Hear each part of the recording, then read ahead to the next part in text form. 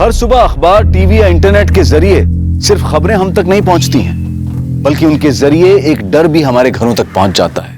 डर कि इस बार किस मासूम बच्ची, लड़की या औरत को किसी हैवान की हवस का शिकार बनना पड़ेगा। लड़कियों के साथ रेप और रेप के बाद उनकी दर्दनाक हत्या एक महामारी की तरह हमारे समाज में फैलती जा रही है, और कोई नहीं जानता कि इस महामारी का अगला शिकार कौन सी मासूम लड़की बनेगी। क्या लड़कियों को बंदिशों में रखकर हम इस खूनी खेल को खत्म कर पाएंगे, या फिर इस महामारी का इलाज कुछ और ही है? बाय।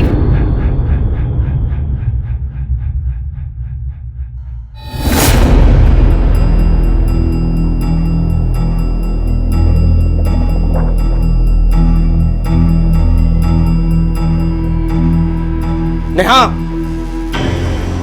हो बाबा। तू क्या उसके साथ घूमती रहती है? मैंने मना किया है ना। इसकी जो ये दोस्त है ना, ये मुझे जरा भी पसंद नहीं है। कैसे छोटे छोटे कपड़े पहनती है, क्या संस्कार दिया है उसे घर वालों ने? अहो ताई तुम्हें पण है नहीं, और बाप टूर करते रहता है। अरे उसे क्या पता उसकी बेटी क्या क्या गुल खिलाती है। बाबा वो अच्छी है। बहुत अच्छी है, तू उससे दूर रहे। जब लड़की ऐसे छोटे छोटे कपड़े पहनती है ना, तभी मर्दों का मन खराब होता है। बेटा, जब दुनिया खराब हो ना, तब खुद को संभल कर रहना पड़ता है। बस उससे दूर रहे, समझी? अरे छोड़ ना यार, तेरे बाबा तो ऐसे ही बोलते रहते हैं। देख मयूरी, बाबा से झूठ बोलना मुझे बिल्कुल अच्छा नहीं लगता। देख, माँ बाप का काम होता है बोलना, और बच्चों का काम क्या होता है? एक कान से सुनना और दूसरे कान से निकालना। तुझे बड़ा पता है, तेरे पापा तो ज्यादा साथ रहते हैं नहीं, इसलिए इतना चहक रही है। ये बात तूने एकदम सही की। मतलब मैं इतनी खुश हूं ना, पापा महीनों महीनों टूर पे रहते हैं, मुश्किल से 15 दिन में एक बार फोन पे बात होती है। कोई टेंशन ही नहीं है लाइफ में यार। अच्छा सुन, अब तू भी टेंशन लेना छोड़, और एक काम कर, पोस्ट कर मेरी, तेरी फोटो खींचती हूँ। नहीं, मुझे नहीं खिंचवानी कोई फोटो। अरे कर ना। नहीं नहीं नहीं मयूरी। अरे इधर देख, ऐसे पाउट कर, पाउट।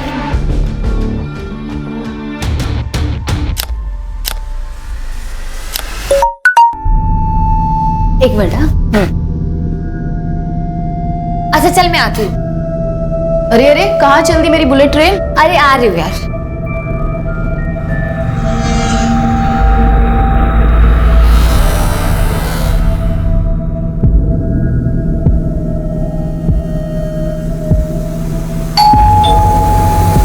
अरे यार आऊं यार, 1 मिनट रुको। अरे नेहा, कम।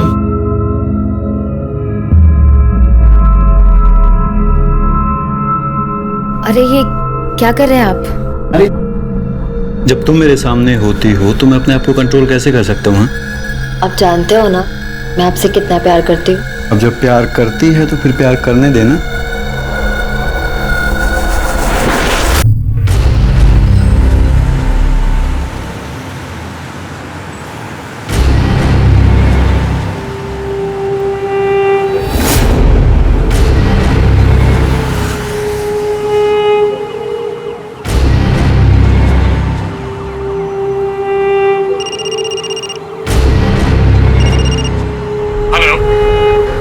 हेलो, हाँ किधर हो?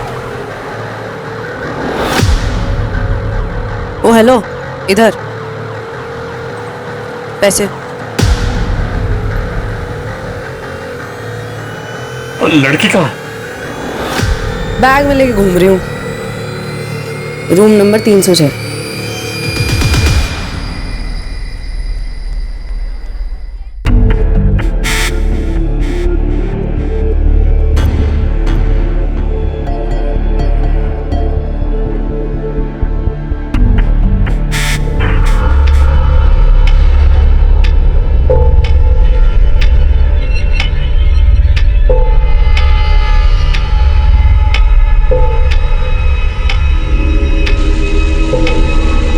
अरे कोई है?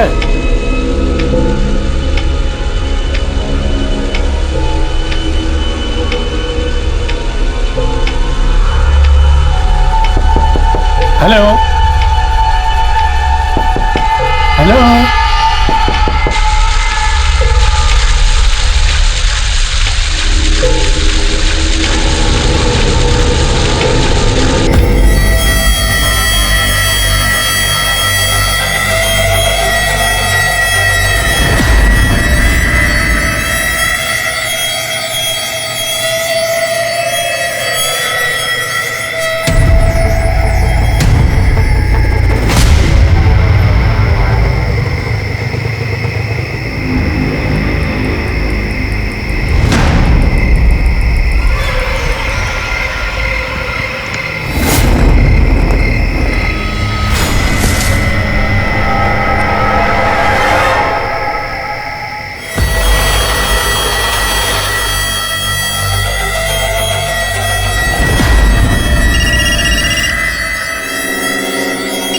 ये देख।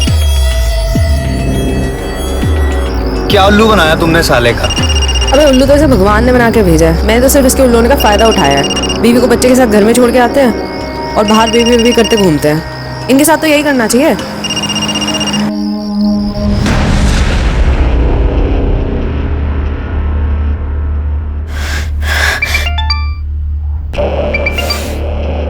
मैं बाद में बात करती हूँ।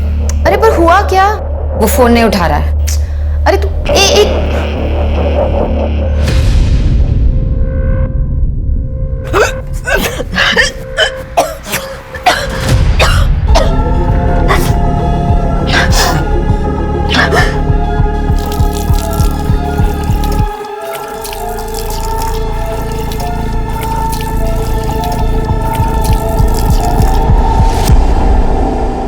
माता पिता अपने बच्चों को अच्छी परवरिश, अच्छे संस्कार देने की पूरी कोशिश करते हैं, लेकिन कई बार वो बच्चों को अनुशासन के नाम पर इतना बांध देते हैं कि बच्चों के पास उस बंधन को तोड़ने के अलावा और कोई रास्ता नहीं बचता।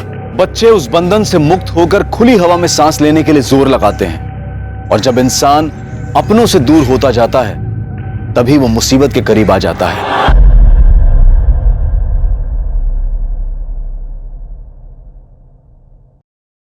शिरके रिका में क्या है? क्या देख रहे हो? सर वो चंद्रयान 2 के विक्रम लैंडर का कनेक्शन इसरो से टूट गया है। ओह, कोई बात नहीं। अरे हम हिंदुस्तानी लोग हैं, टूटे हुए कनेक्शन जोड़ लेते हैं, अगली बार मिशन सक्सेसफुल हो जाएगा। क्या रिका में? इंस्पेक्टर साहब, हमें बड़े साहब से मिलना है। सर, हमारी बेटी नेहा पता नहीं कहाँ चली गई है। वो सुबह ही निकल गई थी कॉलेज के लिए, अभी तक वापस नहीं आई। हो सकता है वो अपने किसी दोस्त के साथ हो। नहीं नहीं साहब, मैंने उसकी सारी सहेलियों को फोन किया है। आने दो उसे, उसकी खबर लेता हूँ। वो पूजा के साथ भी नहीं है, हो सकता है मयूरी के साथ हो। मैं उसे फोन करके देखती हूँ। मयूरी के साथ ही होगी। कितनी बार मना किया है उसे। नहीं आंटी, नेहा तो आज कॉलेज ही नहीं आई। सर, उसका फोन भी बंद है।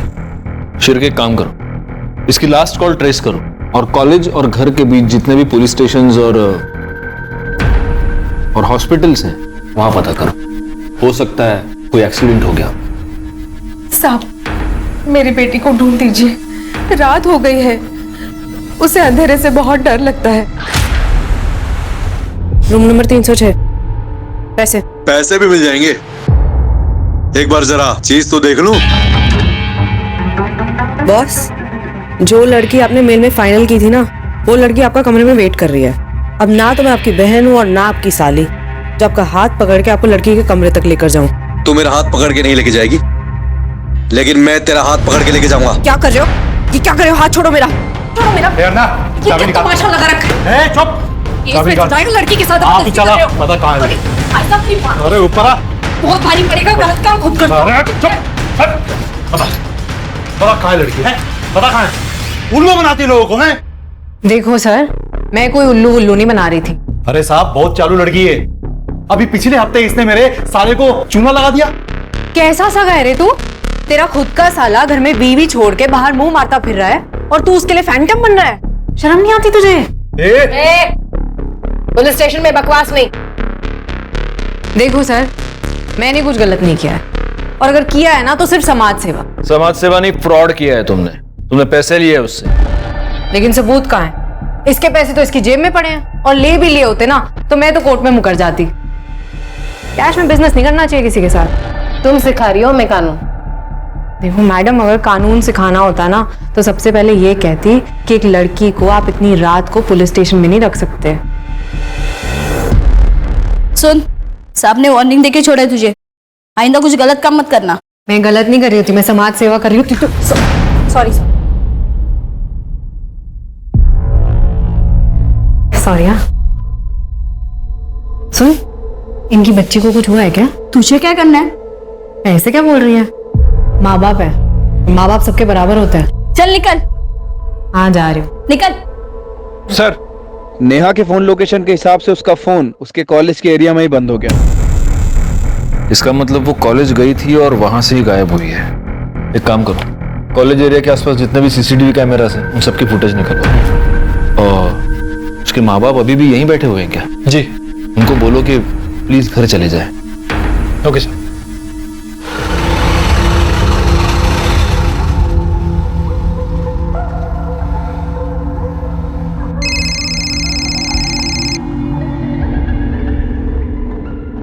तक फोन ही नहीं उठा रहा। भैया आगे वाली बिल्डिंग में ले लो।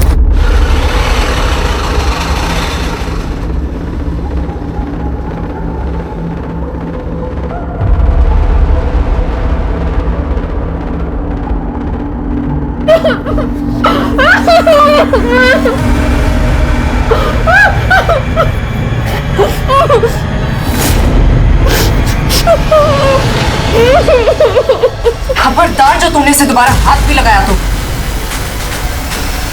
नहीं, मैं ये नहीं करूंगी।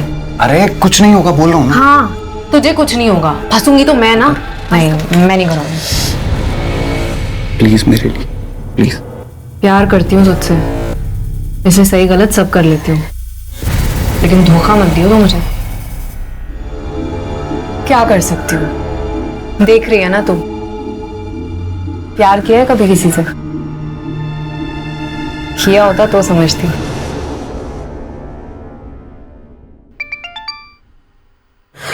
नेहा,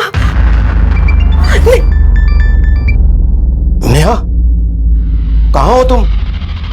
तू ठीक तो है ना? हाँ नेहा बिल्कुल ठीक है, और जब आप मेरी बात मानेंगे तो आगे भी ठीक ही रहेगी। कौन बोल रहा है? अरे अंकल, मेरा इंट्रो लेके क्या करोगे? 30 लाख चाहिए मुझे। 30 लाख मेरे, बेटी आपकी। कौन है? कल दोपहर 2 बजे घोड़बंदर रोड पे।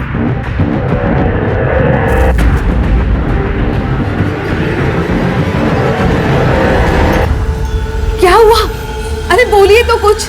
हाँ, नेहा बात कर रही थी ना, बोलो ना क्या हुआ?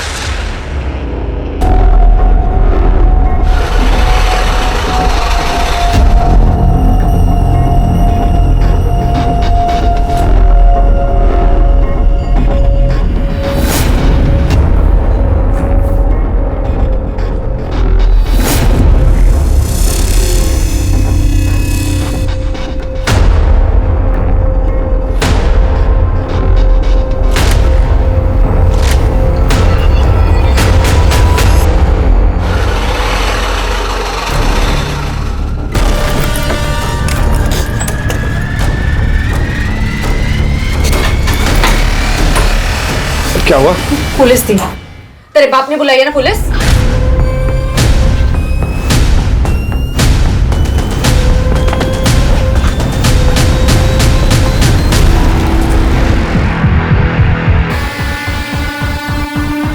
तो आपने देखा ये सब? जी मैम।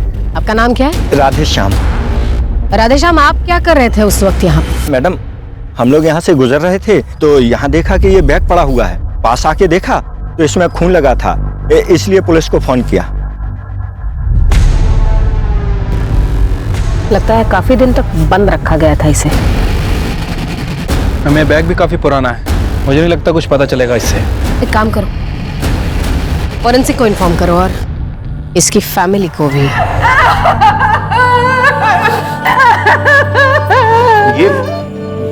ये मेरी बेटी नहीं है। आपकी बेटी नहीं है? मेरी बेटी तो ऐसे कपड़े नहीं पहनती थी। बॉडी के हाथ में एक टैटू है, आप पहचानते हैं इस टैटू को? ऐसा कोई टैटू उसके हाथ पे नहीं था। ये हमारी बच्ची, आप मार क्यों नहीं रहे? नेहा है हमारी। गलत सोच रही है तू, वो हमारी बेटी हो ही नहीं सकती। मैंने तो उसे पैसे दे दिए थे सर, फिर वो हमारी बेटी को क्यों मारेगी? आपने पैसे दे दिए? तो और क्या करता सर?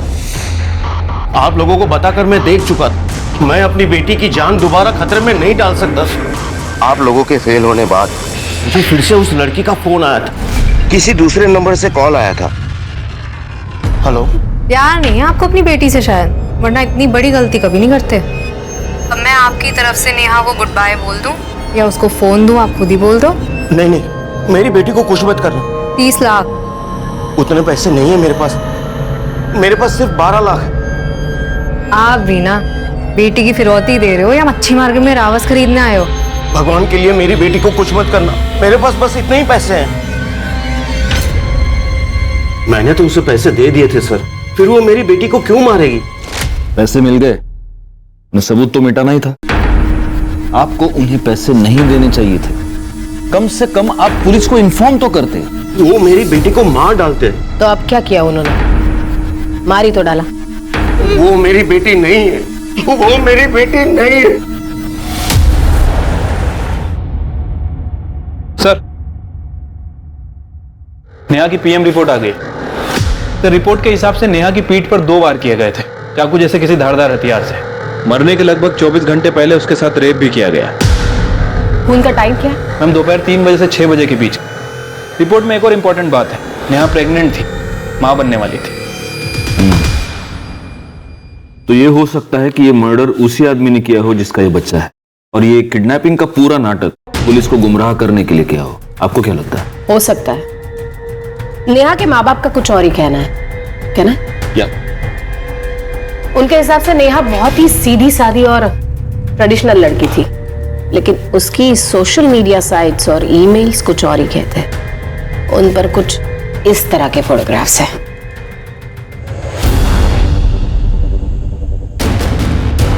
और नेहा डेटिंग साइट पर भी थी। एक लड़के से उसकी खास बातचीत होती थी, कार्तिक, जिसका आईपी एड्रेस निकलवाया गया है।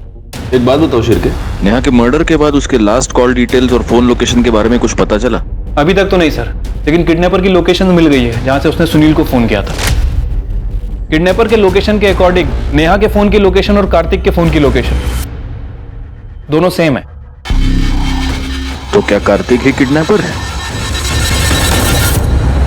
क्या मुंबई वाकई महिलाओं के लिए सबसे सुरक्षित शहर है? ये सवाल अचानक उठ खड़ा हुआ जब साल 2019 में मुंबई में महिलाओं के साथ अपराध के ऐसे ही घिनौने केसेस ने शहर को हिला दिया था। पुलिस पर केस सॉल्व करने का प्रेशर था, पर यह केस इस कदर उलझा हुआ था कि पुलिस भी हैरान थी। The number you are trying to call is currently not reachable. Kartik कहाँ रह गया यार?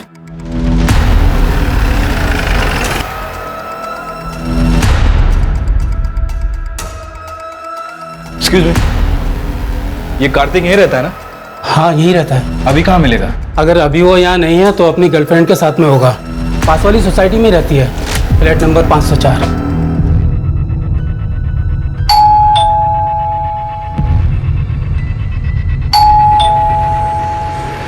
निम्पी? हाँ जी।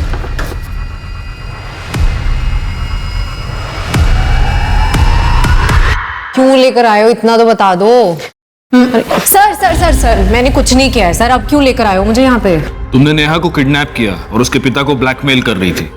क्या क्या क्या क्या बोल रहे हो आप? Blackmailing, kidnap? मुझे कुछ नहीं पता, मैंने कुछ नहीं किया। झूठ मत बोलो। कार्तिक बॉयफ्रेंड है ना तुम्हारा? कार्तिक ने नेहा से डेटिंग ऐप पर फ्रेंडशिप की थी, चैट करते थे वो। नेहा के मोबाइल पर लास्ट मैसेज कार्तिक के मोबाइल से, और उस दिन नेहा के मोबाइल से जो रैंसम कॉल्स आ रहे थे ना, वो तुम्हारे लोकेशन के थे। कार्तिक ने दोस्ती की, मैसेज किसने किया? कार्तिक ने। तो अब डिम्पी को क्यों उठाकर ले आए हो? मैं तो खुद कार्तिक को ढूंढ रही हूँ, पता नहीं कहाँ चला गया। कार्तिक की लोकेशन ट्रेस हो गई है, जयपुर में है वो। जयपुर? वहां तो उसकी मामी रहती है।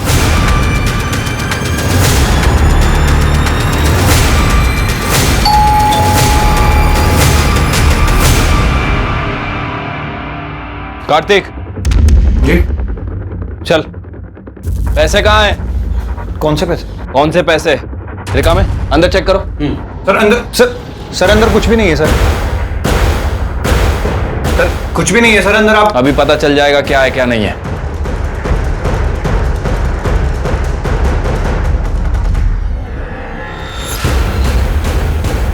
सर, ये बैग मिला अंदर, उसमें काफी सारा पैसा है। क्या ये? सर ये मेरे नहीं है सर। तेरे नहीं है? ले चलो इसे। ये मेरा नहीं है सर। सर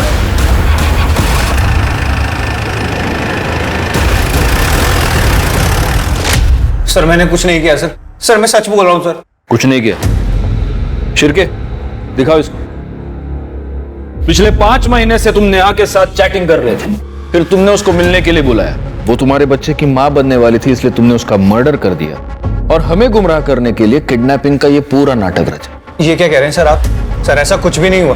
गुप्ता मैडम, ये ऐसे नहीं मानेगा। चिरके गहल। सर बता दो सर। सर नेहा और मैं कई महीने से चैटिंग कर रहे थे, तो नेहा ने मुझे मिलने के लिए बुलाया। हाय Neha, how are you?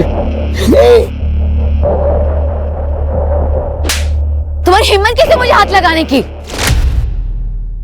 Sir Neha के अकाउंट से कोई और ही चैटिंग कर रहा था, ये बात मुझे बाद में पता चली, और डिम्पी को पता चल गया था कि मैं नेहा से मिलने भी गया था।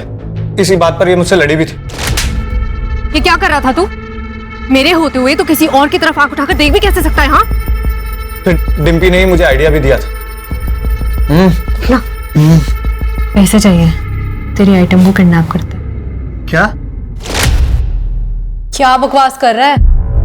सर मुझे कुछ नहीं पता, ये झूठ बोल रहा है। नाटक नहीं, मुंह बंद कर अपना। सर मैं नेहा को सॉरी बोलने के बहाने उसके कॉलेज के बाहर भी गया था। Sir Neha, I am sorry, वो शायद तुम्हारे अकाउंट से कोई और चैट कर रहा था तो मुझे पता नहीं लगा। इट्स ओके, कोई बात नहीं। ऐसे नहीं, तुम्हें पहले ही आइसक्रीम खानी पड़ेगी, तभी मुझे पता लगेगा कि तुमने मुझे माफ कर दिया। अरे इसकी क्या जरूरत? अरे नहीं, तुम्हें खानी ही पड़ेगी। ये लो। क्या अभी?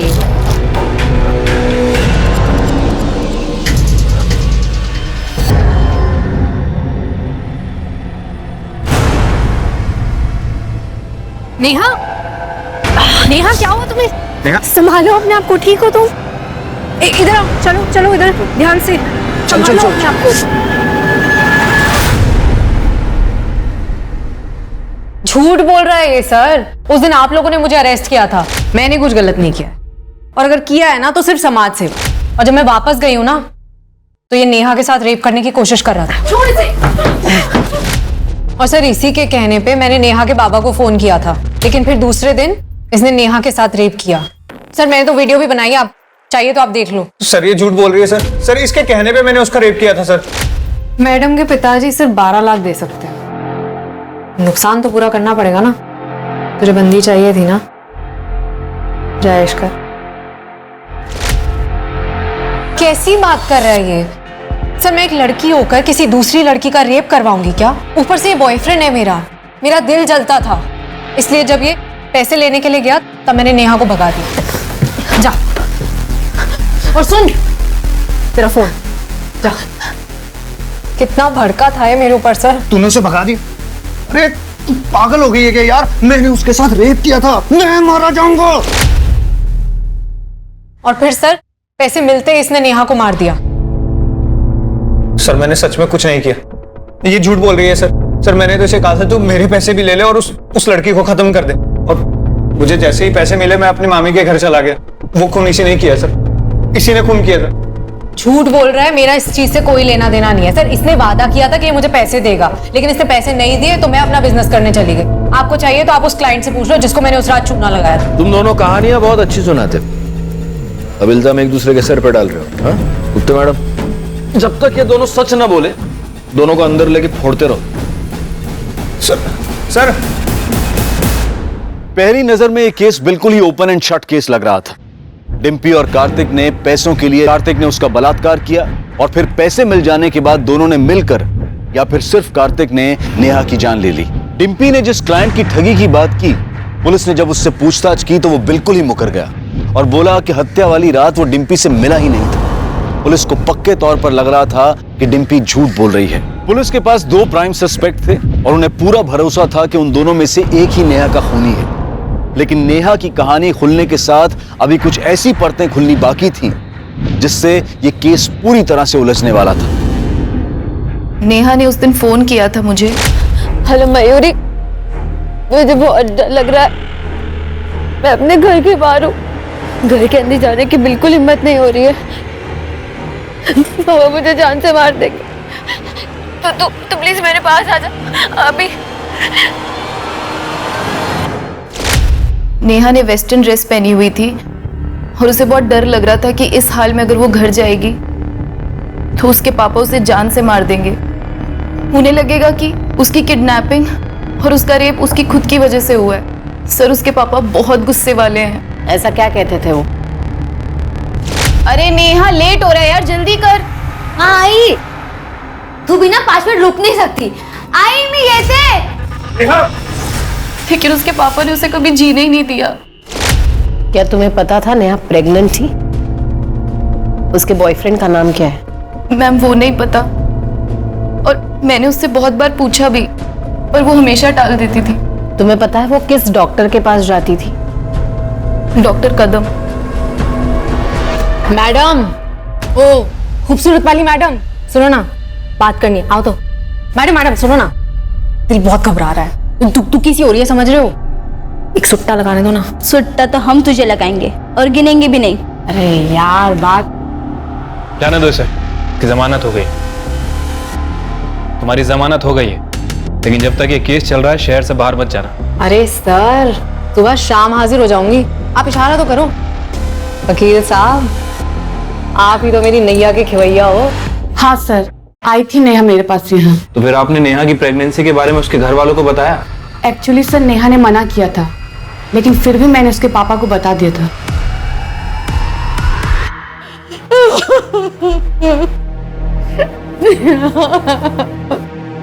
नहीं, मैं वहां नहीं बैठूंगा। ये मेरी बेटी नहीं है, वो मेरी नेहा नहीं है। मेरी बेटी जिंदा है, मेरी नेहा जिंदा है।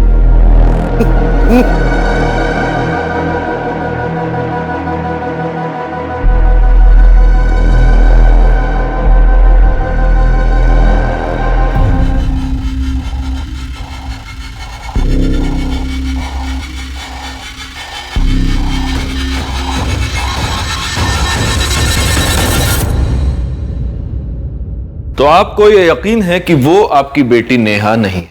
वो मेरी बेटी नहीं थी। क्यों? मेरी बेटी ऐसे कपड़े नहीं पहनती।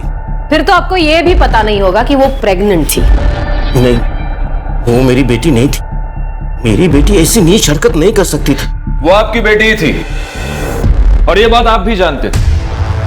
आप ये जानते थे कि उसके हाथ पर टैटू है, आप ये भी जानते थे कि वो प्रेग्नेंट है, और आपके हिसाब से उसका प्रेग्नेंट होना एक नीच हरकत थी, और इस नीच हरकत के लिए आपने अपनी ही बेटी का मर्डर कर दिया। ये आप क्या कह रहे हैं? सच, और इस सच का सबूत भी है हमारे पास। आप खुद मानेंगे, आपसे मनवाया जाए। हाँ, मुझे पता था, लेकिन मैं क्या करता? मेरा मन तो अभी भी मानने के लिए तैयार नहीं है कि मेरी बेटी ऐसा कुछ कर सकती है। वो आपकी बेटी ही थी। मयूरी के कहने पर और उसकी कॉल लोकेशन से यह पता चलता है कि नेहा उस रात घर से बाहर थी। हो सकता है वो घर पर आई हो, आपको गुस्सा आया हो, और गुस्से में आपने उसे मार दिया।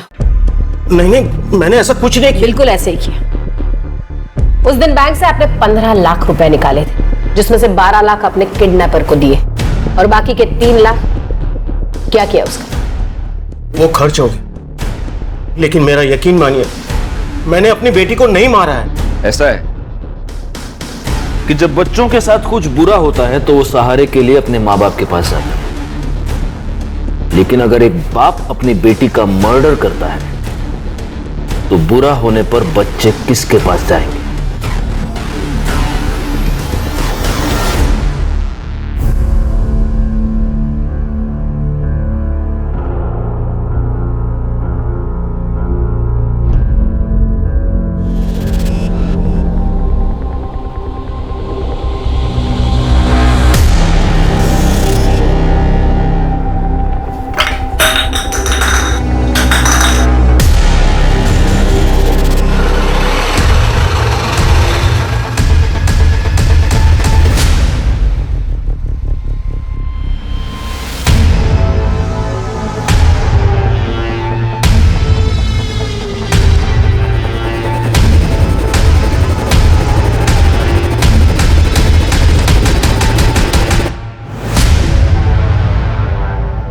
ये देखिए सर, आदमियों को लूटते लूटते ये तो एटीएम लूटने चली गई।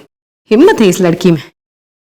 गलत काम करने के लिए हिम्मत नहीं लगती, सही काम करने के लिए, सच के साथ खड़े होने के लिए हिम्मत लगती है। सर, नेहा के कॉल रिकॉर्ड में जितने भी नंबर थे मैंने सभी पे बात की।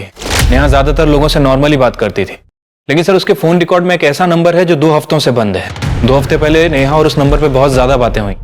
इसका नंबर किसी अमन शिंदे के नाम रजिस्टर्ड है। उसका एड्रेस निकलवाओ। सर उसके मुंबई वाले एड्रेस पे मैंने पता किया है, 2 हफ्ते से वो घर नहीं आया, पुणे का रहने वाला है।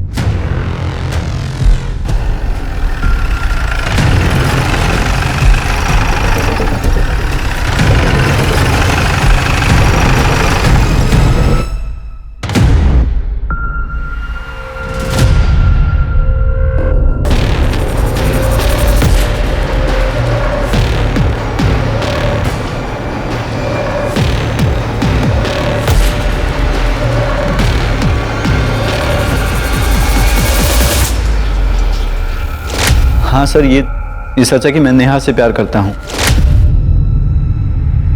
करता हूँ नहीं, करता था। नेहा मर चुकी है। ये क्या कह रही हैं आप? ऐसा कैसे हो सकता है सर? सिंपल है, नेहा ने तुम्हें ये बताया कि नेहा तुम्हारे बच्चे से प्रेग्नेंट है। तुम्हें ये सब कॉम्प्लिकेशन नहीं चाहिए था लाइफ में, और इसलिए तुमने नेहा का मर्डर कर दिया है ना?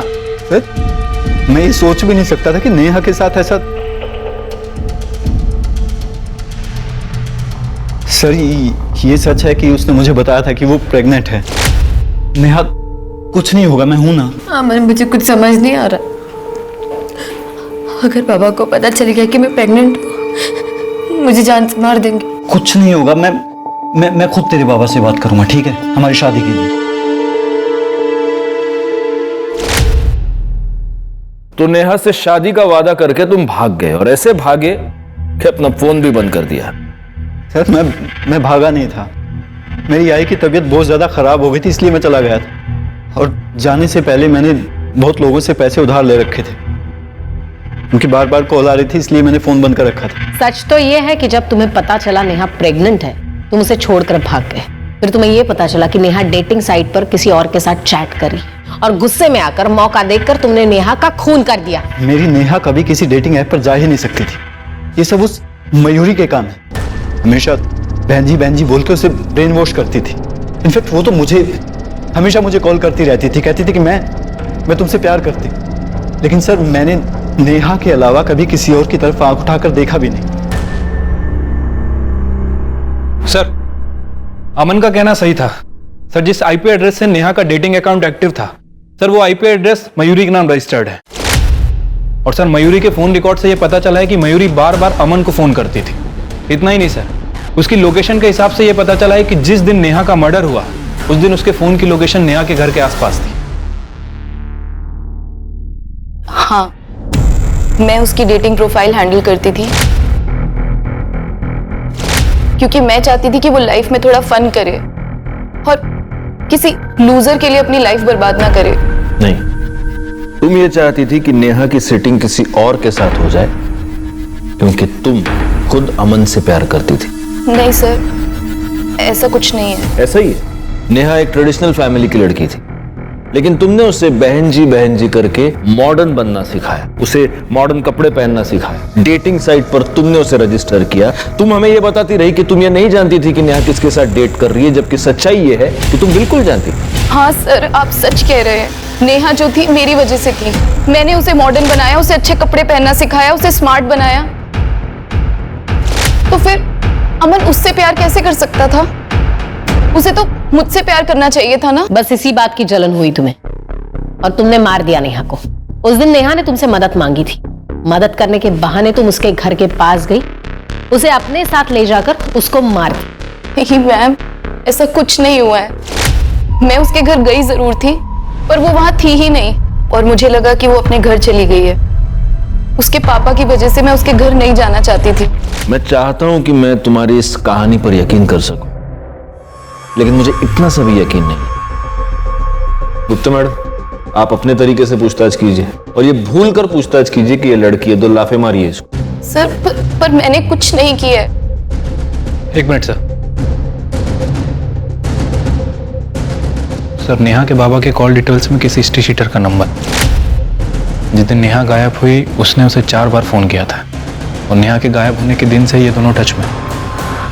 साहब, वो नेहा के बाप ने मुझे 3 लाख रुपए दिए और कहा कि जब नेहा आ जाएगी आज रात को घर पे आना, वही बताऊंगा कि क्या करना है। हाँ, मैंने उसे पैसे दिए थे, लेकिन मेरी बेटी को मरवाने के लिए नहीं, बल्कि उस लड़के को मरवाने के लिए जिसने मेरी बेटी को प्रेग्नेंट किया था। पुलिस के पास अब सिर्फ 2 नहीं बल्कि कई सस्पेक्ट थे। डिम्पी, कार्तिक, सुनील, मयूरी और अमन। लेकिन इनमें से असली मुजरिम कौन था यह पता नहीं लगाया जा सका था। इन सब के पास हत्या करने का मोटिव था, लेकिन पुलिस के पास इस बात को साबित करने के लिए कोई सबूत नहीं थे। लेकिन अभी इस केस में कुछ ऐसे मोड़ आने बाकी थे जिसकी वजह से इस केस की गिनती साल 2019 के ऐसे चुनिंदा केसेस में की जाती है जिसने अपराधी का एक अलग ही चेहरा दुनिया को दिखाया। अभी तो ये कैमरा देखते तो मन करता है कैमरा तोड़ दूं। हाँ, मैं आदमियों को लड़की देने के बहाने बुला के उनसे पैसे लेती थी, पर ये फ्रॉड है, समाज सेवा है ना। आपको ठगी लगती है, आपको तो लगेगी आप तो मर्द हो। तो क्या ये बात सच है कि आपने एटीएम लूटा था? लूटा नहीं, लूटने की कोशिश की थी, लेकिन लूट लेती तो सही था ना। मेरे को पैसे मिल जाते और आपको बड़ी न्यूज मिल जाती। आप ऐसा क्यों करती हो? दिल्ली में माँ बाप हमेशा डांटते रहते थे, ये मत करो वो मत करो, तो मैं भाग के आ गई घर से। तब जो दिल करता है वो करती हूँ। घर से तो भाग गई थी, लेकिन जेल से कैसे भागोगी? सर, आपने उस लड़की का वीडियो देखा? कैसी लड़की है, क्या परवरिश मिली है उसे? असस होता मैडम, बिगड़ते बच्चे हैं और गाली परवरिश को मिलती है। एनीवे, केस में कोई इंप्रूवमेंट?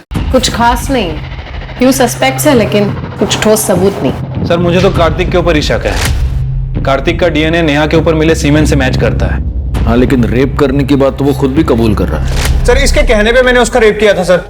लेकिन मर्डर के टाइम तो कार्तिक जयपुर की ट्रेन में था। कार्तिक क्या हुआ?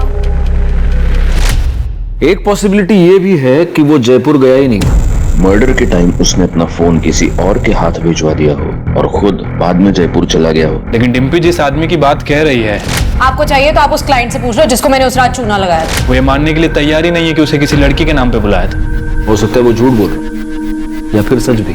मयूरी नेहा के घर के आसपास थी और मयूरी के पास सॉलिड मोटिव था। लेकिन मोटिव तो अमन के पास भी था। नेहा उस दिन अपने घर के पास आई, वहां से उसे कोई ले गया, उसका मर्डर किया, उसकी बॉडी को एक सूटकेस में भरा और उसके घर से 4 किलोमीटर दूर जंगल एरिया में उसकी बॉडी को फेंकवा दिया। अब जिसने भी ये किया है वो चलकर तो वो लास्ट 4 किलोमीटर दूर नहीं ले गया होगा, उसने जरूर किसी व्हीकल का इस्तेमाल किया होगा।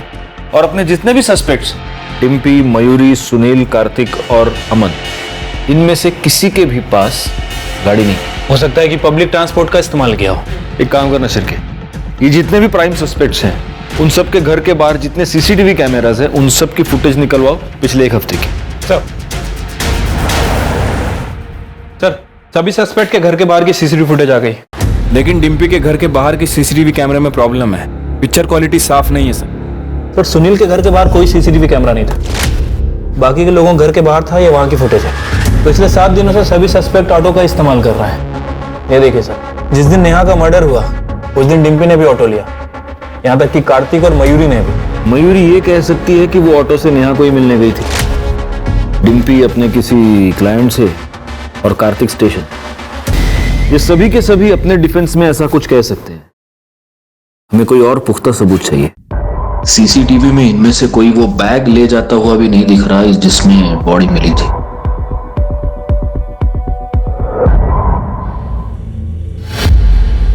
एक हफ्ता एक ही ऑटो? तू गया था उस दिन वहां? हाँ मैडम। कौन था तुम्हारी ऑटो में? तुम्हें वो ऑटो वाला याद है जिसे तुमने मंथली किराया देकर रखा? तुम जहां भी जाती हो उसी की ऑटो से जाती हो। लड़कियां सप्लाई करने के नाम पर जब तुम लोगों को उल्लू बनाती हो तभी भी वही ऑटो यूज करती हो। जब तुम एटीएम लूटने जाती हो तभी भी वही ऑटो यूज करती हो। और नेहा के मर्डर के बाद जब तुमने उसकी बॉडी को ठिकाने लगाया तब भी तुमने वही ऑटो यूज किया। तुम्हें यहां बुलाने से पहले उस ऑटो वाले को बहुत तोड़ा और उसने सब कुछ बोल दिया, तो अब तुम भी बोल दो, वैसे भी बड़बड़ करने का बहुत शौक है। मैं नेहा को मारना नहीं चाहती थी, वो तो कार्तिक डर गया था। वो बोल रहा था कि पुलिस उसे कुत्ते की तरह मारेगी। उसने मुझे ऑफर भी किया कि उसके हिस्से के 6.5 लाख मैं रख लूं, लेकिन नेहा को रास्ते से हटा दूं।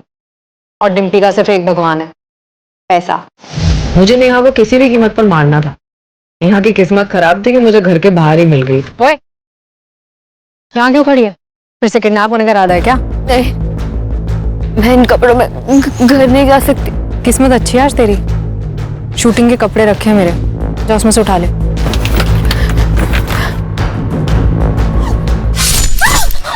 मुझे मालूम था आप लोग सीसीटीवी चेक जरूर करोगे, इसलिए मैंने ऑटो वाले से लाश को ठिकाने लगाने के लिए बैग मंगवाया। शर्म आनी चाहिए तुम्हें। खुद एक लड़की होकर दूसरी लड़की का रेप करवाया तुमने। तुम जानती हो रेप क्या होता है?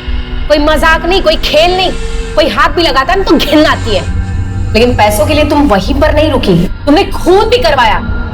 शर्म आती है तुम पर, डिम्पी शर्मा। इस केस को मीडिया में बहुत उछाला गया। कैसे कोई अपनी दोहरी जिंदगी की वजह से मौत के साए में सो गया, कैसे आज हम इंटरनेट पर धड़ल्ले से दोस्त बनाते हैं, और कैसे कुछ लोगों को अपनी इस दोस्ती का बहुत बुरा अंजाम भुगतना पड़ा। अगर इस केस को हम एक लाइन में समेटने की कोशिश करेंगे तो शायद यही कहेंगे, कुछ फूल डाली से बिछड़ गए, कुछ पैरों तले रौंदे गए, तो कुछ गलत राह पर चले गए। शायद नेहा के साथ ये सब होता ही नहीं अगर वो ऐसी दोहरी जिंदगी ना जीती, अगर उसके पिता सुनील उसे दुनिया से बचाने के लिए उस पर अनुशासन का पहरा लगाने की बजाय उसे एक दोस्त की तरह से प्यार से समझाने की कोशिश करते। शायद मयूरी को अपनी ही बेस्ट फ्रेंड के बॉयफ्रेंड से प्यार की उम्मीद लगाने की जरूरत नहीं पड़ती, अगर उसके पिता वक्त निकालकर उसे समझ सकते, समझा सकते। और शायद डिम्पी के हाथों इतना बड़ा पाप नहीं होता अगर उसके माता पिता उसे प्यार से सही रास्ते पर लाने की कोशिश करते। हमारा बचपन, हमारी परवरिश हमारे आने वाले कल को तराशते हैं। आज दुनिया बहुत तेजी से बदल रही है, बच्चे, लड़के, लड़कियां सब बदल रहे हैं, और ऐसे में माता पिता उन्हें पुरानी धारणाओं में जकड़ कर नहीं रख सकते। उन्हें भी बदलना होगा, उन्हें दोस्ती करनी होगी अपने बच्चों से। अपने बच्चों को उन्हें सही और गलत का फर्क करना सिखाना होगा।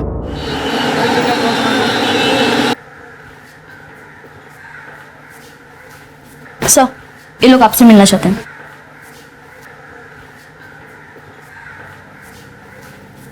जी कहिए। सर हमारे साथ रेप हुआ है। What?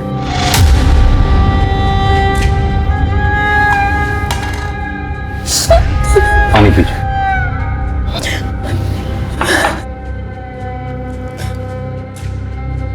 अब आराम से हिम्मत रखिए, बताइए क्या क्या हुआ। सर, सुनील अग्रवाल के घर पे हम नौकरानी का काम करते हैं।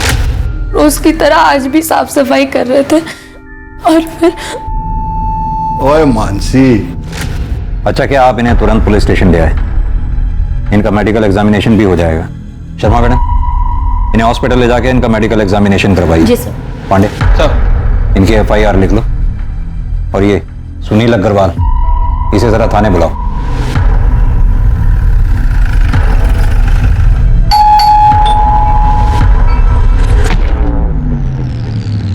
कौन आया है? सर जी, मानसी झूठ बोल रही है। आप ही सोचे, मैं भला अपनी मेड का रेप करूंगा, वो भी इस उम्र में। Sir ji, I am 62 year old. मुझे ये बताने में जरा भी शर्म नहीं कि मुझ में अब वो पावर नहीं बचा। अगर आपको यकीन नहीं है तो मेरी वाइफ से पूछ लो। सर, ये एकदम सच बोल रहे हैं। देखिए, कौन सच बोल रहा है कौन झूठ, ये मेडिकल एग्जामिनेशन के बाद पता चलेगा। अरे अग्रवाल जी, आपको हमारे साथ चलना होगा। अरे ये क्या जबरदस्ती है?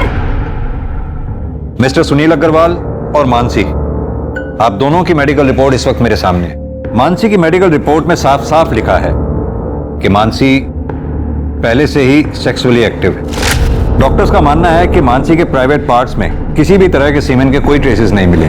जहां तक मिस्टर सुनील अग्रवाल का सवाल है, उनकी मेडिकल रिपोर्ट के मुताबिक डॉक्टर्स का मानना है कि वो पेनिट्रेटिव सेक्स करने की क्षमता खो चुके हैं, यानी कि मेडिकली वो किसी का रेप नहीं कर सकते।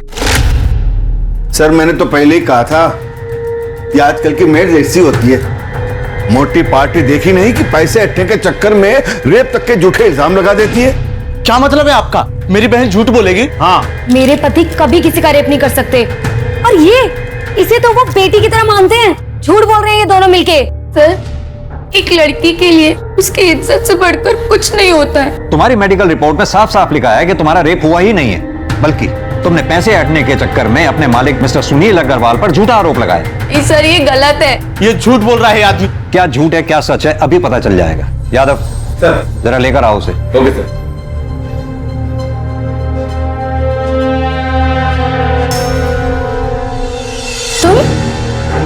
जी हाँ, इसका नाम है मनोज, तुम्हारा बॉयफ्रेंड। अब तुम खुद अपने भाई को बताओ कि मनोज और तुम्हारे बीच में शारीरिक संबंध है या नहीं। बोलो क्या पूछना है इंस्पेक्टर साहब? संभालिए।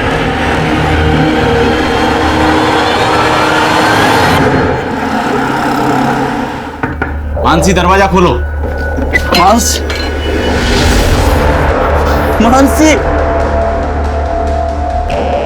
भैया ये सच है, हमारा मनोज के साथ रिश्ता है, पर ये भी सच है कि हमारा बलात्कार हुआ था, लेकिन आपने, पुलिस ने हमारी बात नहीं मानी, हमको ही गुनहगार बता दिया। अब हम नहीं जीना चाहते। आपकी बहन मानसी।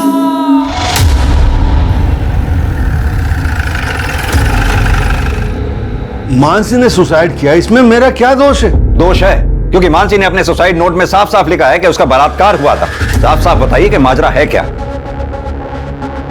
माजरा कुछ भी तो नहीं सर। माजरा क्या हो सकता है मतलब? सर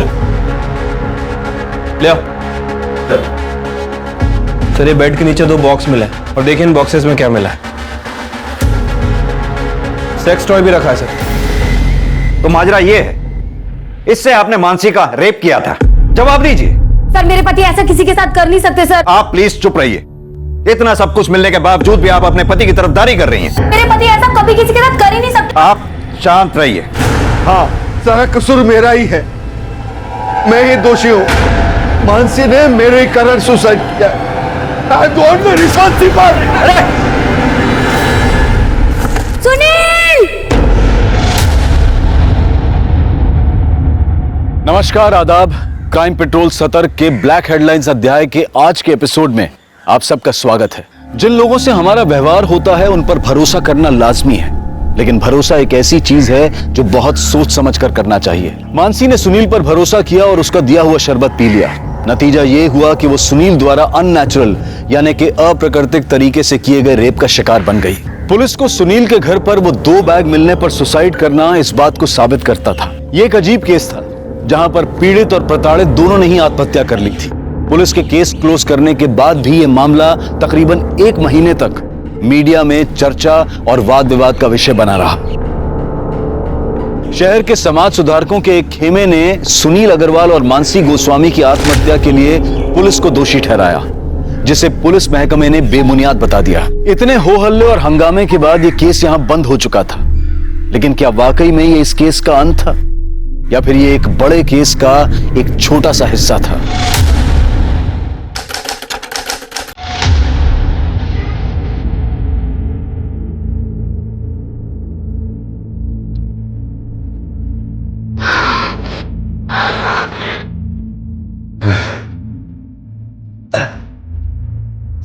महिला, ये भूख तो तूने मिटा दी मेरी।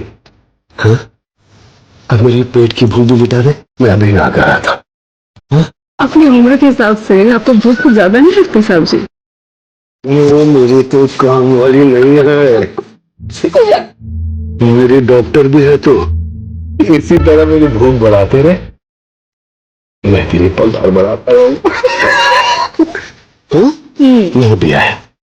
हाँ?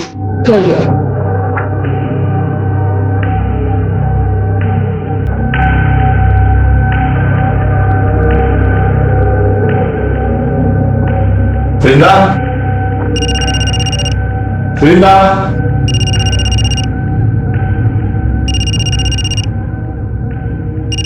वृंदा, अरे कहां चली गई? साहब मैसेज चेक करो।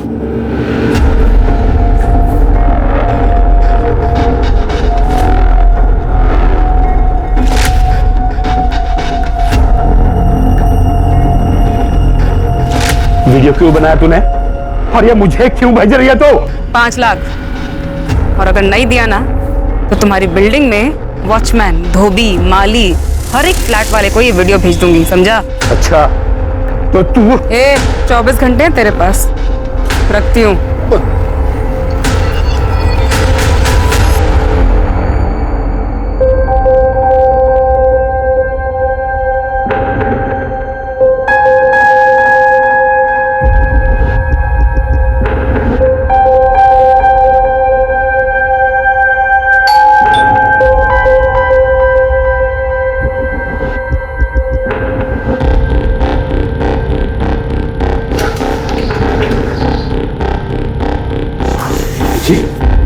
नमस्ते। नमस्ते। मैं करिश्मा। करिश्मा,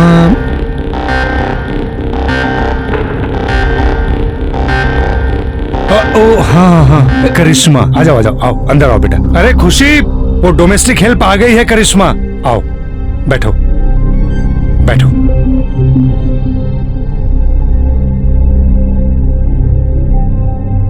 नमस्ते। नमस्ते नमस्ते, बैठो। देखो काम मैंने फोन पे तुम्हें समझा दिया है, बस हम 2 लोग हैं। सर काम कब से शुरू करना है? वो हम सोच रहे थे आज से ही कर देते। वो क्या है ना, हमारी माँ हमारे रहते दूसरों के घर में काम करती है, हमको अच्छा नहीं लगता। और वैसे भी हमारे भाई की भी तबीयत ठीक नहीं रहती, उसके पास कोई नहीं होता तो वो परेशान हो जाता है। मुझसे क्या पूछ रहे हो? भली करके लगती है, रख लो। ठीक है बेटा, तुम आज से काम शुरू कर दो। थैंक यू साहब। अरे ऐसे क्या, आओ मैं तुम्हें किचन दिखा दूं, आ जाओ।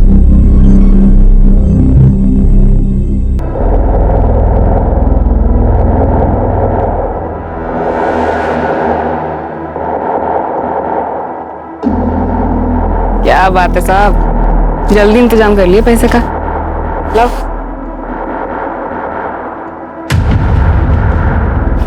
रब है ना, सब देख रहा है, तो तेरा भला नहीं होना कभी। ये पैसे मैंने अपने पोते की पढ़ाई के लिए रखे थे, समझी? बैंक पढ़ाई के लिए लोन बांट रही है, टेंशन मत लो आप। जाके पोते का ध्यान रखो, जाओ। अरे जाओ।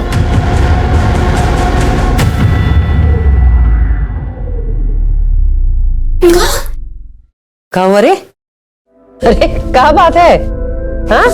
ये देखो मैं आप लोगों के लिए क्या लेके आई हूँ। क्या लाई है? समोसा और जलेबी। पैसा कहाँ से मिला रे? अरे जिनके काम करती हूँ उन्होंने दिए। बोलो समोसा जलेबी खाएगा? ये देख। हे जगली भाई, तेरा नौकरी ऐसे ही चलत रहे, जिससे हमरे मोनू का इलाज और पढ़ाई भी निमह जाए, घर भी चलत रहे।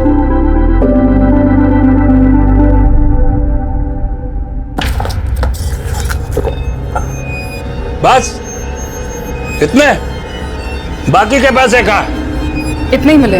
मामा से होशियारी है, बाकी के पैसे देना। इतने ही मिले मामा। मुझे पता है पैसे का। हाँ मामा इतने ही मिले। मामा अच्छा दे रही हूँ।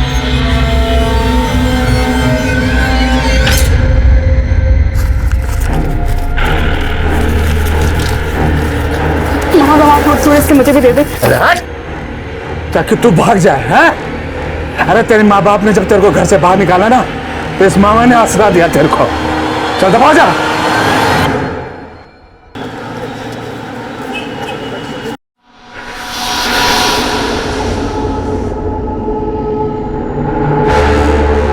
हाँ बस निकल रही हूँ मैं। आई। Okay bye. सुनो, कैसी लग रही हूँ मैं? और अच्छी, हमेशा की तरह। ठीक है, मैं डॉली की किटी पार्टी में जा रही हूँ और मुझे आने में लेट हो जाएगा। हाँ बाय बाय।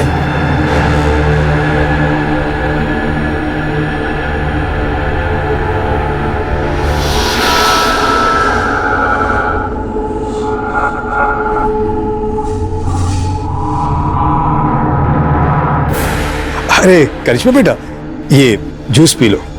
नहीं साहब। कितना काम करती हो तुम, इसके पीने से तुम्हें ताकत मिलेगी। लो बेटा लो। अरे लो, पियो। शाबाश।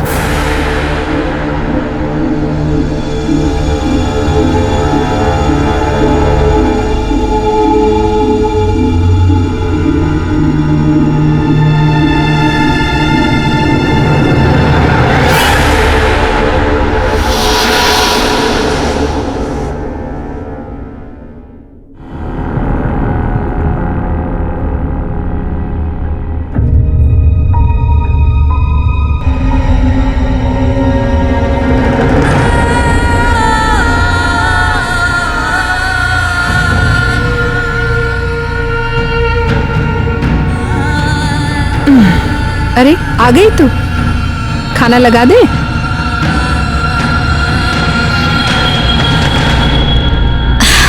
करिश्मा, क्या हुआ बेटा? तबीयत ठीक नहीं है का? चाय पिएगी? चाय बना दे? हाँ, हमारा कुछ भी खाने पीने का मन नहीं, हम कल से नौकरी पे नहीं जाएंगे। उन लोगों ने डांट दिया का? देख बेटा, अब जो लोग इतना सामान पैसा सब दे रहे हैं, अगर कभी कोई 4 बात बोल दे ना, दिल पे मत लगा। देख, तू नौकरी छोड़ देगी तो फिर मोनू का क्या होगा? फिर जल्दी इतना अच्छा काम नहीं मिलता है बेटा। ये हमारी बात मानना, जो भी उन लोग कहे सब अनसुना कर दे, फिर ये सब ठीक हो जाएगा। तो काम पे नहीं जाएगी तो घर कैसे चलेगा रे?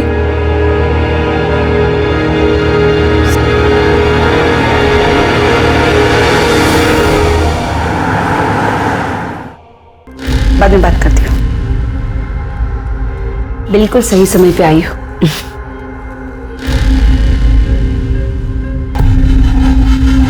ये है तुम्हारा नया शिकार। कुछ दिन इसका पीछा करो, देखो ये सही समय पे किल ठोक दो। नमस्ते, मैं धीरो जरूर हूँ। क्या लेंगे आप मालिक? चाय पानी? अरे नहीं, कुछ तकलीफ मत कीजिए आप। ये आपका बेटा है? हाँ। बेटा जरा यहाँ आना। क्या मुस्तिकर साहब? ये लो बेटा, ये तुम्हारे लिए। हाँ, जा जा बाहर खेलो, जाओ। अब ये लीजिए बहन, ये आप लोगों के लिए कुछ गर्मा गर्म जलेबी और नमकीन है। और हाँ, ये आपके लिए साड़ी। हमारे लिए साड़ी? हाँ लीजिए। करिश्मा नजर नहीं आ रही। हाँ, करिश्मा घर पे ही है, हम अभी बुलाते हैं। करिश्मा। हाँ माँ। बेटा भाग क्या ना, देखते नहीं मालिक आए हैं। कैसी हो करिश्मा? बेटा कल काम पे नहीं आई तुम? मालिक इसका ना तबीयत थोड़ा ठीक नहीं था, लेकिन कल से आएगी। हाँ, कल से आएगी काम पे। वो तो ठीक है। करिश्मा के लिए मेरे पास एक बहुत अच्छा सा ऑफर है। क्या है बहन जी, वो बहुत अच्छा काम कर रही है, तो मैं सोच रहा हूँ कि इसे अपने बहू बेटी के पास दुबई भेज दूं। दुबई? अरे जरा सोचिए बहन जी, यहाँ का 20 रुपया मतलब वहां का 1 रुपया, मतलब उसकी पगार 20 गुना बढ़ जाएगी। और हर 3 महीने में हम उसे आपके पास भेज देंगे मिलने के लिए, और आपकी और आपके बेटे की देखभाल के लिए तो हम है ही यहाँ पर। कहिए क्या ख्याल है आपका? अच्छा ये लीजिए, ये एडवांस। मालिक आप तो देवता आदमी है। ऐसा कुछ नहीं। करिश्मा, ये तो किस्मत है, इतने अच्छे आदमी के काम करने को मिला।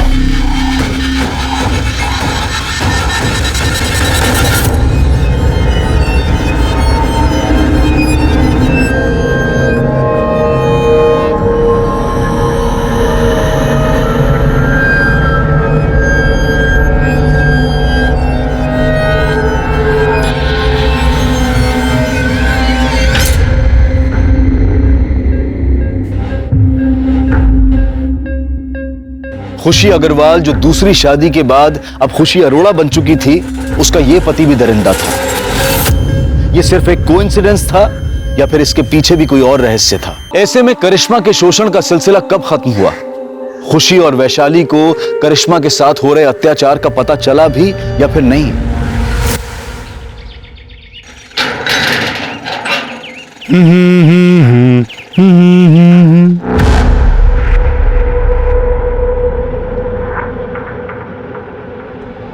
मैडम, मैडम,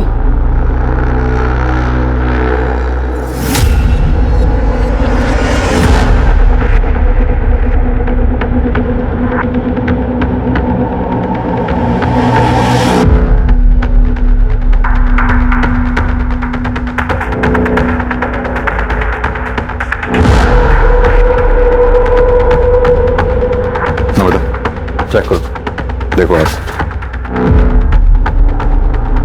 आप काफी स्वेलिंग है, हो सकता है जोर से वार किया। टेरेस और बिल्डिंग के आसपास अच्छी तरह से छानबीन करवाओ, देखो कुछ मिलता है क्या।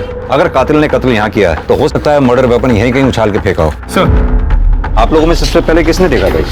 सर मैंने। आपने बॉडी के आसपास कुछ देखा? नहीं सर, कुछ नहीं। आप लोगों में से कोई इसे पहचानता है क्या? नहीं सर।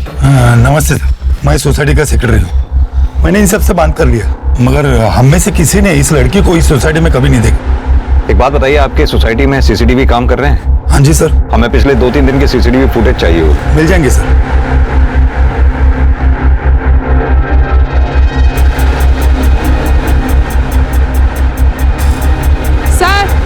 देखिए। सर पाँव के पास ये हेयर स्टाइल मिला है और ये हेयर कलर विक्टिम के हेयर कलर से काफी अलग है। सर मैंने पूरी बॉडी चेक की लेकिन कहीं कोई निशान नहीं है और बॉडी के आसपास खून के धब्बे भी नहीं है। बाल का डीएनए विक्टिम के डीएनए से मैच करवाओ और बॉडी एक बार फिर से चेक करो, देखो कहीं कोई निशान तो नहीं। सर संदीप, बॉडी का पंचनामा करवा के पोस्टमार्टम के लिए भिजवाओ और उससे पहले इसकी फोटोग्राफ्स लेके सोसाइटी में दिखाओ, देखो कोई पहचानता है क्या। अगर यहाँ कोई ना पहचाने तो आसपास की सोसाइटीज में दिखाओ, वहां भी अगर कोई ना पहचाने तो सोशल मीडिया पे डालो उसकी फोटोग्राफ और इस एरिया के रहने वाले लोगों में विक्टिम का फोटोग्राफ सर्कुलेट करो। हमारे लिए इसके बारे में जानना बहुत जरूरी है, तभी हम कातिल तक पहुंच सकते। सर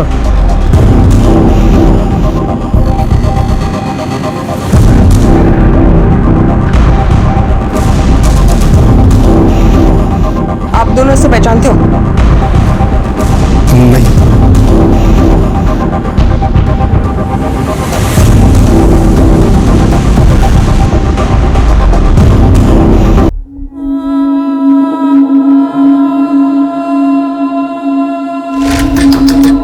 इसमें दरवाजा खोल बेटा। इसे खाना पीना छोड़ने से कोनो समस्या का हल नहीं निकलता। दीदी दीदी अगर तुम भी नहीं खाओगे तो हम भी नहीं खाएंगे। इसे खोल दे बेटा।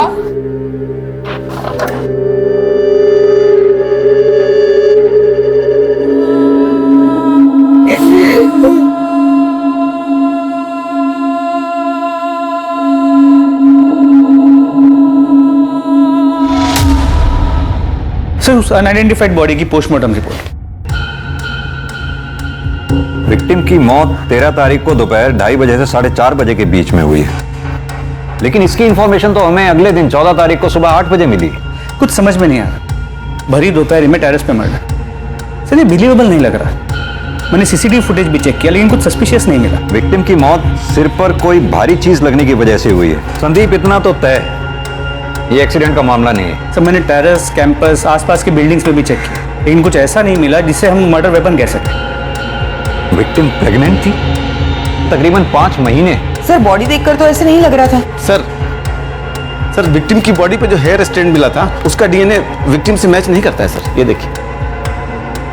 यादव जी एक काम कीजिए, सोसाइटी में उस दिन 2 बजे से लेकर 5 बजे के बीच में जिन जिन लोगों की भी मूवमेंट हुई है सीसीटीवी कैमरा में उन सबको आइडेंटिफाई करो, पता लगाओ क्या उनमें से कोई भी विक्टिम के साथ कनेक्टेड था। Okay sir.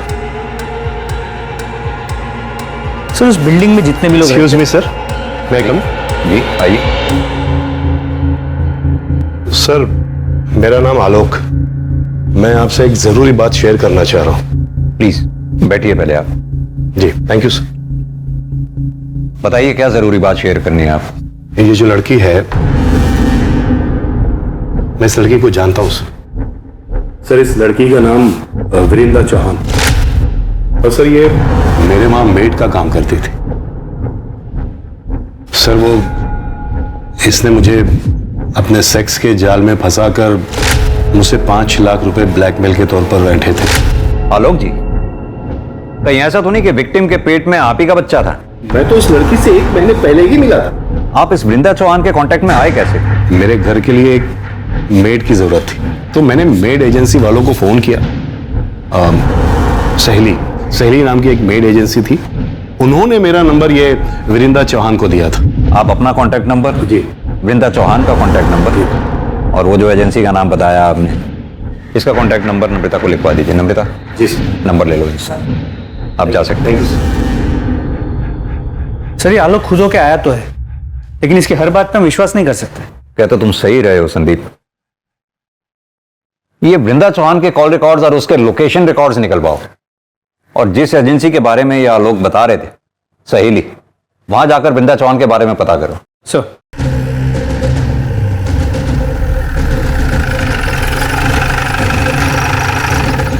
वृंदा हमारी एजेंसी के साथ 7 महीने से जुड़ी हुई। 2 महीने किसी के यहाँ काम करने के बाद एक दिन रोते रोते मेरे पास। ठीक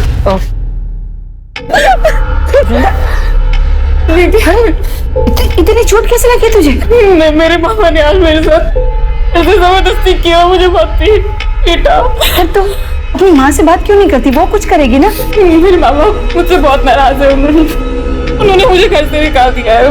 मैं उनके पास नहीं जा सकती दीदी, नहीं जा सकती दीदी, वो एक अलग कहानी है। हम दोनों पुलिस के पास चलते हैं, पुलिस को बता दे। नहीं दीदी, पुलिस की बात करें तो मामा मुझे घर से निकाल देगा, मेरे पास रहने का कोई ठिकाना नहीं है। रोना बंद कर और ये बता कि तू मुझसे क्या चाहती? मामा ने बोला था कि उसको पैसे ला के दूंगी ना तो वो मुझे छुएगा नहीं। दीदी कोई ऐसा जुगाड़ बता दो जिससे कम समय में ज्यादा पैसे कमा सको, क्योंकि अगर ऐसा ही चलता रहा तो या तो मेरा मामा मुझे मार देगा या मैं अपनी जान ले लूंगी। फिर मैंने उसे ऐसे लोगों के यहाँ काम करने का आइडिया किया। वो क्या है ना साहब कि 2 पैसे एक्स्ट्रा भी मिल जाते हैं। मुझे उन सारे लोगों के नंबर चाहिए जिनके घर पे वृंदा ने काम किया था। हो सकता है उन्हीं में से कोई वृंदा के होने वाले बच्चे का बाप हो और उन्हीं में से किसी ने उसे मारा हो। क्या वृंदा प्रेग्नेंट थी? जी, पोस्टमार्टम रिपोर्ट के हिसाब से वृंदा के पेट में 5 महीने का बच्चा था। सर तो ये जरूर उसके मामा का काम है।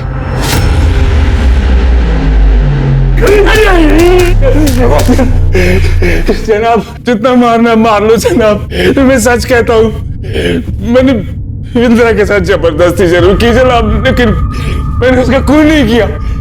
जबरदस्ती की? जैसे तू जबरदस्ती कर रहा है, जबरदस्ती नहीं रेप कहते हैं। बता 13 तारीख को दिन में 2:30 बजे से लेकर 5:30 बजे तक कहाँ था तू? जनाब उस दिन मैं ट्रक में सामान लेके हरिद्वार गया था। आप चाहो तो सिंह कंपनी में फोन करके पूछ लो। आइए जनाब। हमें सिखाएगा तू? वो जब इंदिरा जिन बुड्ढों को चूना लगाती थी उनमें से किसी ने मारा होगा जनाब।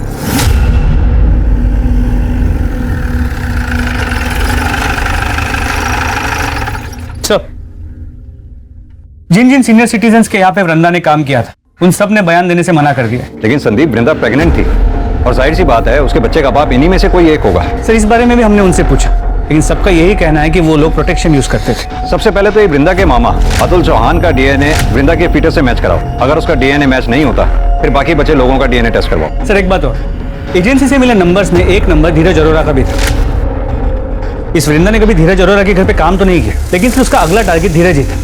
पर हमें वृंदा की बॉडी भी धीरज की बिल्डिंग से ही मिली है। सर हमने उन दोनों से फिर से पूछताछ की, लेकिन उन्होंने वृंदा को पहचानने से साफ मना कर दिया। मुझे वो 13 तारीख की सीसीटीवी फुटेज दोबारा चेक करेंगे।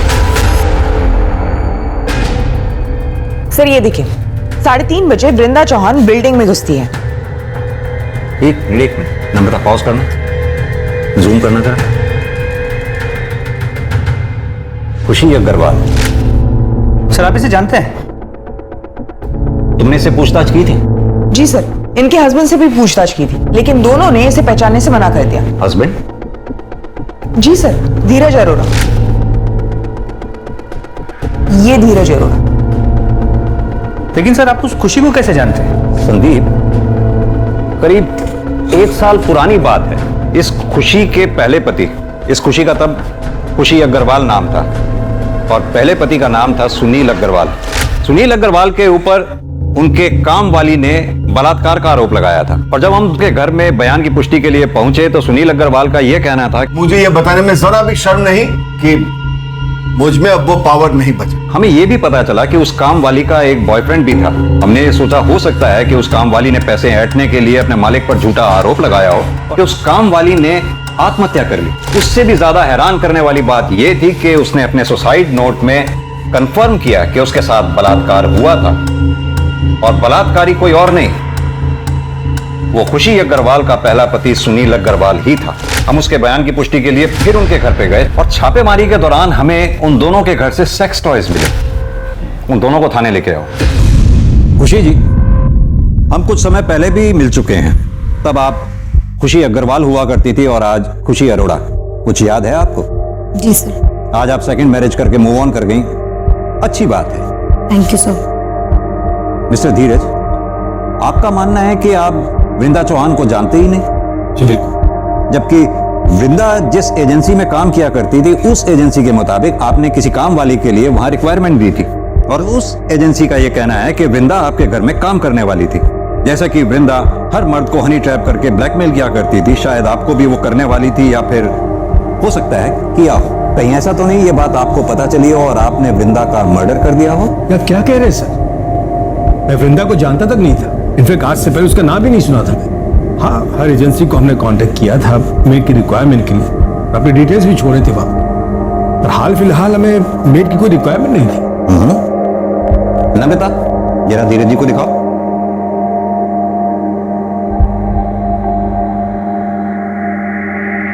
मिस्टर धीरज, कल आप अपने ऑफिस से 4 बजे घर लौट कर आए और फिर आधे घंटे बाद अपने घर से चले गए, जबकि हमने पता किया है कि आप अपने ऑफिस से रोजाना 7 बजे के बाद निकलते हैं। सर वो मैं अपने कुछ फाइल्स भूल गया था, इंपॉर्टेंट थे, इसलिए पर्सनली लेने आ गया था घर। और खुशी जी, आप कल अपने घर से 3:45 पे निकली और ठीक 10 मिनट बाद 3:55 पर घर लौट कर आ गई। सर ऐसी कोई बात नहीं है, मैं बस पैसे विड्रॉ करने गई थी वहां से। और आप स्टेटमेंट चेक कर लीजिए बैंक का, सीसीटीवी फुटेज होगा, आप वो चेक कर लीजिए। खुशी जी, ये एक अजीब सा इत्तेफाक नहीं है? 1 साल पहले भी जब हम मिले थे तब भी जुर्म आपके इर्द गिर्द ही हुआ करते थे और आज भी ठीक वही सिचुएशन है। सर इसे मेरी बुरी किस्मत समझ लीजिए या फिर कोइंसिडेंस। ठीक है, फिलहाल आप दोनों जा सकते हैं। Thank you.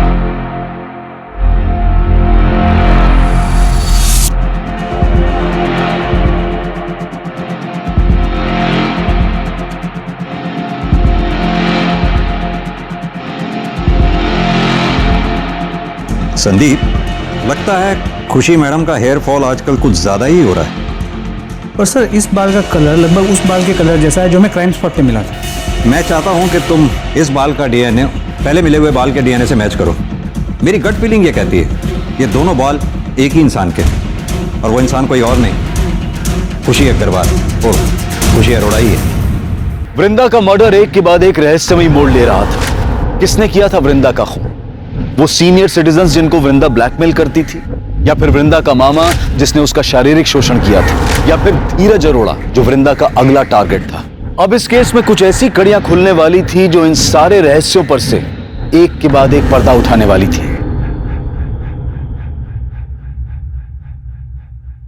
सर, वृंदा के मामा अतुल चौहान का डीएनए वृंदा के पेट की फीटस के डीएनए के साथ मैच करता है। रिपोर्ट। यानी वृंदा के मामा के पास वृंदा को मारने का मोटिव था, लेकिन बिल्डिंग के उस सीसीटीवी फुटेज में ये मामा कहीं दिखाई नहीं दिया।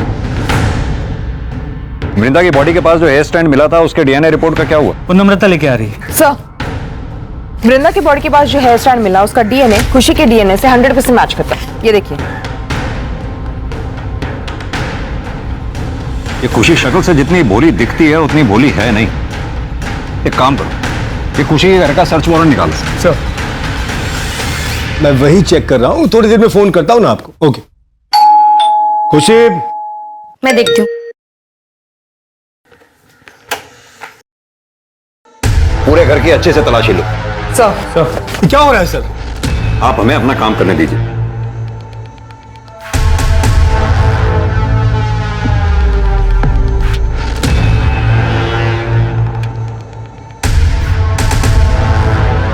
सर, ये देखिए।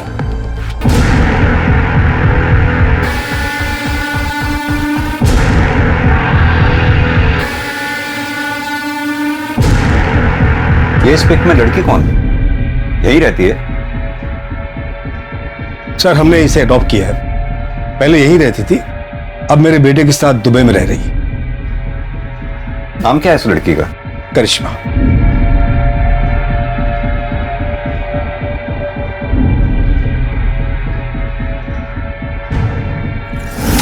सर, एक मिनट यहाँ आइए, देखिए क्या मिला है।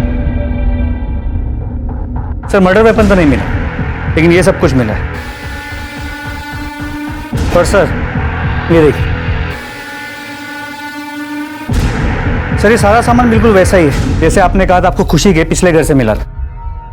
लेकिन वो सामान तो पुलिस ने जब्त कर लिया था। ये सामान आपने नया खरीदा है क्या? मुझे कुछ समझ नहीं आ रहा। मिस्टर धीरज, क्या आपकी भी सेक्स करने की क्षमता चली गई है? नहीं, क्यों? वो क्या है कि 1 साल पहले हमसे बहुत बड़ी एक गलती हो गई थी। मानसी गोस्वामी ने इनके पहले पति सुनील अग्रवाल पर एक आरोप लगाया था, बलात्कार। इनके पति ने गिल्ट में आके आत्महत्या कर ली। केस क्लोज हो गया, लेकिन उस केस का एक मुजरिम आज भी खुलेआम घूम रहा है। देखिए, आप दोनों के खिलाफ हमारे पास इतने सबूत तो हैं ही कि हम कोर्ट में आसानी से ये साबित कर पाएंगे कि वृंदा का मर्डर आप दोनों ने ही मिलकर किया है। सर, हमने ऐसा कुछ भी नहीं किया, हमने उसे नहीं मारा सर। ये आपके बाल वृंदा की बॉडी पर कैसे मिले और उन बालों का डीएनए आपके डीएनए से कैसे मैच करता है? और यही नहीं, वृंदा के लोकेशन रिकॉर्ड वारदात के कुछ रोज पहले तक लगातार धीरज के लोकेशन रिकॉर्ड से कैसे मैच करते हैं? सर, मुझे नहीं पता। ही आप तो चुप ही रहिए मिस्टर धीरज, लगातार आप झूठ पर झूठ बोलते चले जा रहे हैं। यादव जी, जरा फुटेज दिखाइए इन्हें। इस फुटेज में जो लड़की दिखाई दे रही है करिश्मा, आपने ये कहा कि आपकी अडॉप्टेड बेटी है और वो दुबई में रहती है, तो फिर कैसे इस फुटेज में आपकी बिल्डिंग से वो निकलते हुए दिखाई दी और कहां जा रही थी वो?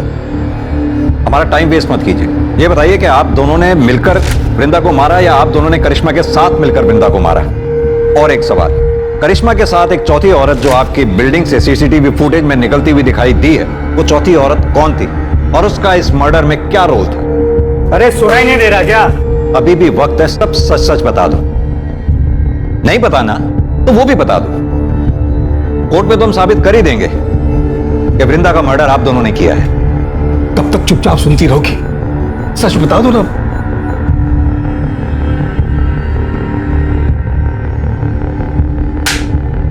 तुम्हारे पास फालतू का टाइम होगा, हमारे पास नहीं। बोलो।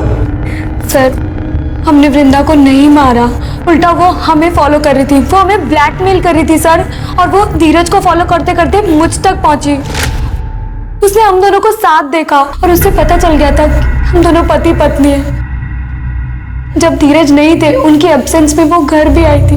तुम अपने बचपन के प्यार को अंदर नहीं बुलाएगी? तुम यहाँ क्या करने आई हो?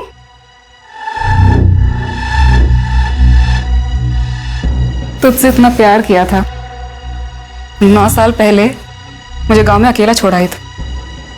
सारे गांव वालों ने मेरा सर मुंडवा दिया, माँ बाप ने घर से निकाल दिया, मामा ने मेरा रेप किया। ये अच्छा है, मेरी जिंदगी खराब करके अय्याशियां कर रही है। तो क्या चाहती है? 1 लाख रुपए। किस बात के 1 लाख रुपए? तेरे पति को बताऊं तेरे बारे में? खोलूं तेरी बोल, हवा टाइट हो गई तेरी। कहाँ से लाऊं मैं 1 लाख रुपए? घर पे रखे होते 1 लाख रुपए? बाजू में एटीएम है और तेरे पास 2-3 अकाउंट तो होंगे ना। तो एक काम कर, सारे अकाउंट से थोड़े-थोड़े पैसे निकाल के 1 लाख रुपए दे दो। मौसम तुम्हारे मुंह पर ला करके 1 लाख रुपए।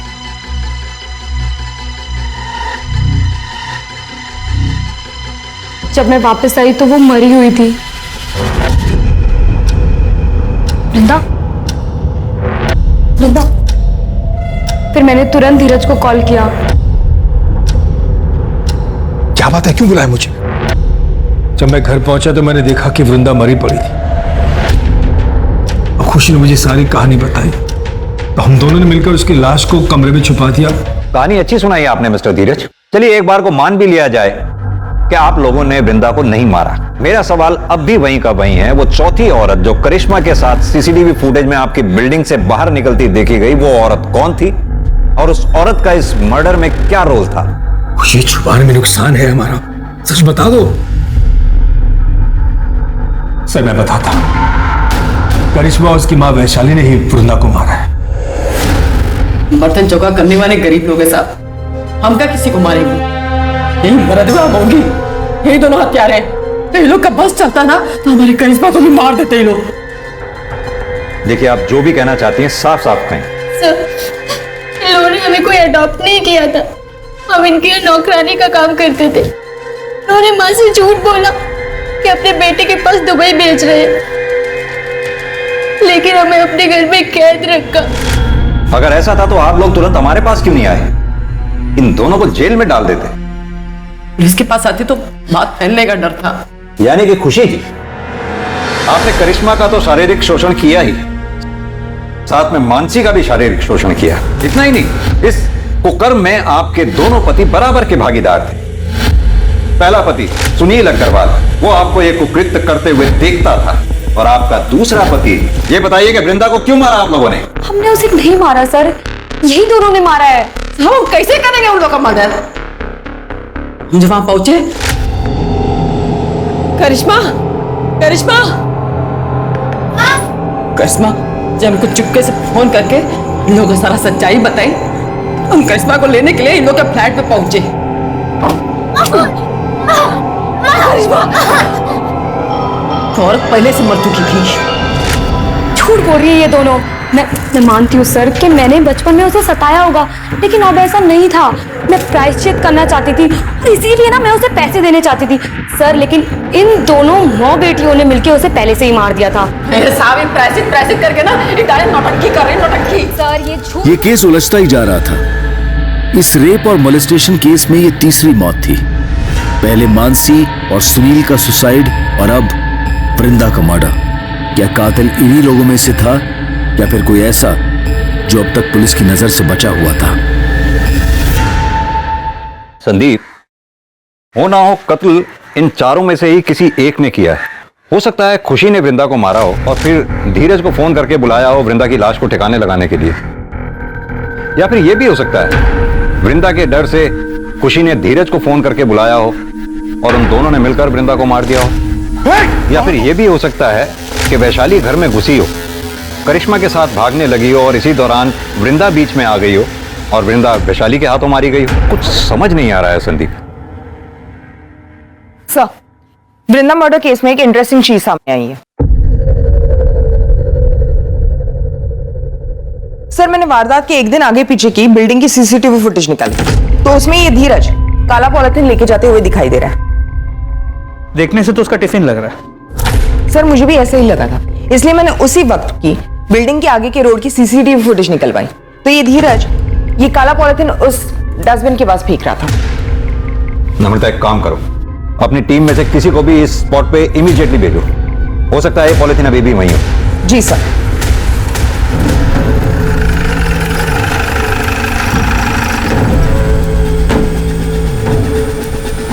महेश। Yes sir.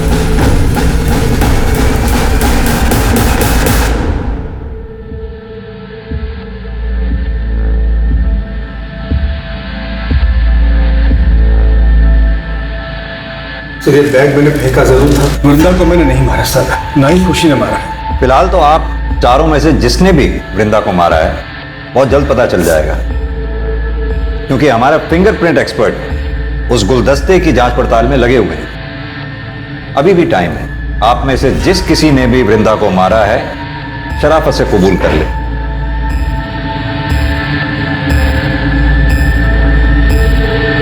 सर, खून हमने किया। उस दिन फोन रखने के बाद अम्मा का इंतजार कर रहे थे। घर में सर और मैडम दोनों ही नहीं थे। जैसे माँ गेट पे आई, हम उनके पास दौड़ के पहुंचे तो मैडम हमारे बीच में आ गई, हमें रोकने लगी। हमने गुलदस्ता उठा के उनके सिर पे दे मारा। कैसे मारा, करके बताओ। सर, वो हमारे सामने आ गई थी हमें रोकने के लिए, तो हमने गुलदस्ता उनको ऐसे मार दिया सिर पे, वो वहीं मर गई और हम भाग गए। लेकिन चोट तो वृंदा के सर के पीछे लगी थी। क्यों वैशाली जी? अरे अब तो मान जाओ, या अपनी बेटी को जेल भेजकर मानोगी?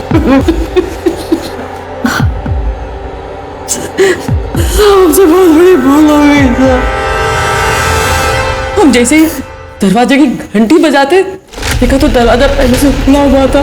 शोरूम पे एक औरत बैठी थी, हमको लगा उसी मैडम है। हमारी नजर फूलदान में पड़ी और इसीलिए हम करिश्मा को बलात्कार का केस लिखवाने के लिए पुलिस थाने नहीं आए। बिना देखे सुने, बिना सोचे समझे कुछ भी करने से पल भर में जीवन बिगड़ जाता है। जरा सा भी समझदारी से काम लिया होता तो अपराधी बनने से बच जाती।